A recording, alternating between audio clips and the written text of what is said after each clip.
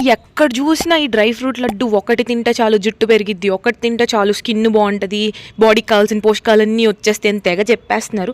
సరే అని చెప్పి నేను కూడా ట్రై చేశాను, ఇంట్లో చేశాను. టేస్ట్ చాలా బాగుంది. కాకపోతే నాకు అది తింటుంటే డ్రై ఫ్రూట్ తిన్న ఫీలే లేదనమాట. ఇంకా దాంట్లో ఉన్న పోషకాలు నాకేం అందుతాయా అని చెప్పి వెతకడం స్టార్ట్ చేశాను. నాకేం అర్థమైందంటే ఇదో డొల్ అనమాట. సో దీన్ని మనం తయారు చేయడానికి రోస్ట్ చేస్తాం, అందులోనే ఆ వేడికి సగం న్యూట్రియంట్స్ పోతాయి. దానికి తోడు మనం ఎక్స్ట్రా స్వీట్నర్స్ అన్ని కలుపుతాం. డేట్స్ అవ్వనివ్వండి, ఇంకేదైనా అవ్వనివ్వండి, బెల్లం, అవన్నీ హై క్యాలరీ హై ఫ్యాటు. ఎంత కాదన్న డ్రై ఫ్రూట్స్ని నానబెట్టకుండా తింటే అందులో ఉన్న 100 పోషకాల్లో మనకు ఒక 10 మాత్రమే అందుతాయి. అదే నానబెట్టుకొని తింటే అందులో ఉన్న 100 పోషకాలు మన శరీరం అబ్జార్బ్ చేసుకోగలుగుతుంది. దానివల్ల మనం మాక్సిమం బెనిఫిట్స్ని పొందుతాం.